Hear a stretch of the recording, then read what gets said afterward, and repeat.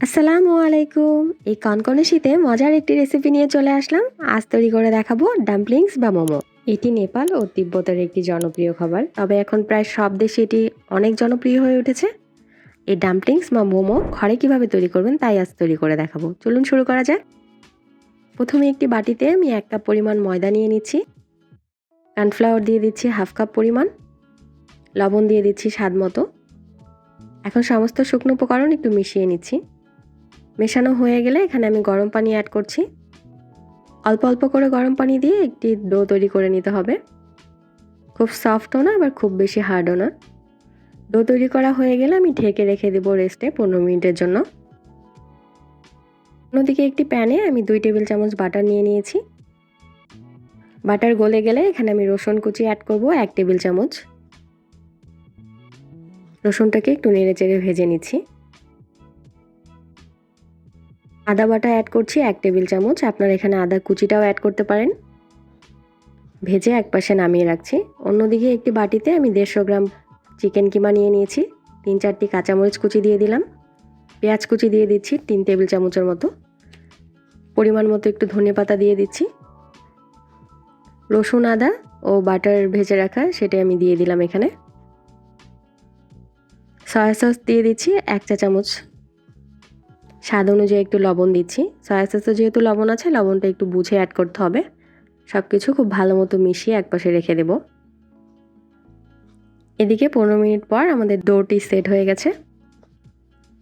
আমি হালকা একটু মথে নিচ্ছি। এখন এই ডোটিকে দুটি ভাগে ভাগ করে নিচ্ছি।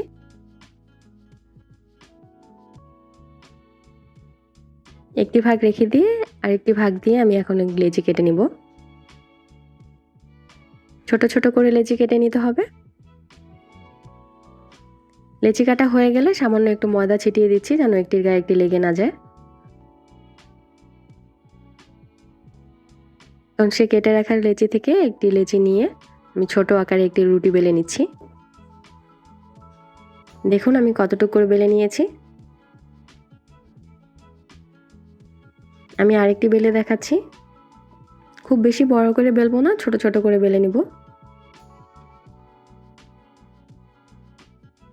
দেখুন আমার একটি বেলা হয়ে গেল। এভাবে করে আমি সবগুলো বেলে নিয়েছি। এখন সেই চিকেন কিমাটি নিয়ে আসলাম। এখন সে বেলে রাখা রুটির মধ্যে চিকেন কিমা দিয়ে দিচ্ছি মাঝ বরাবর। ফোল্ড করে নিলাম। মাঝে খুব ভালো মতো একটু চেপে চেপে সিল করে নিচ্ছি। এখন শাড়ির যে কুচি ভাঁজ দিই আমরা, সেরকম করে এক পাশ থেকে কুচি করে নিচ্ছি। ইনশাল্লাহ আপনারা দেখেই বুঝে নিতে পারবেন আমি কিভাবে করে করছি। আর আপনারা ঘরেও খুব সুন্দরভাবে এভাবে করেই করে নিতে পারবেন।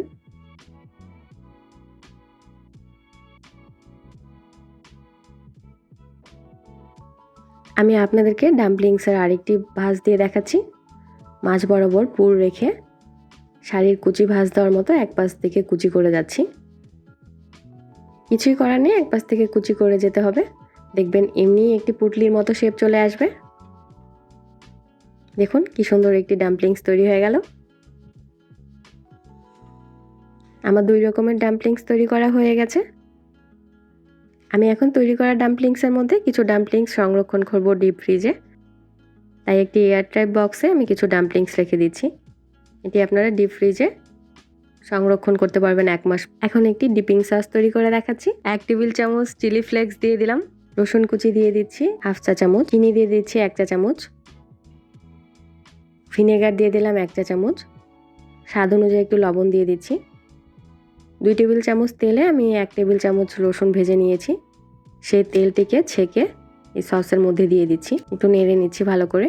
1 চা চামচ পানি দিয়ে দিচ্ছি। আমি এখানে সস ইউজ করেছি 1 টেবিল চামচ পরিমাণ টমেটো সস। নেড়ে চেড়ে আমাদের ডিপিং সস তৈরি। এখন আমাদেরকে স্টিম করার পালা। আমি একটি স্ট্রেনার ফুটন্ত গরম পানিতে বসে দিয়ে ডাম্পলিংসগুলো দিয়ে দিচ্ছি। ঢেকে দিচ্ছি ঢাকনা দিয়ে। এখন 20 মিনিটের মতো আমি স্টিম করে নেব। দেখুন 20 মিনিট পর আমার স্টিম করা হয়ে গেছে। এই কনকনে শীতে ধোয়াটা ডাম্পলিংস খাওয়ার মজাই আলাদা। আপনারা খুব সহজভাবে ঘরে তৈরি করে নিতে পারবেন। আমার রেসিপিগুলো ভালো লাগলে লাইক, কমেন্ট, শেয়ার করবেন। আমার চ্যানেলটিকে সাবস্ক্রাইব করবেন। আল্লাহ হাফিজ।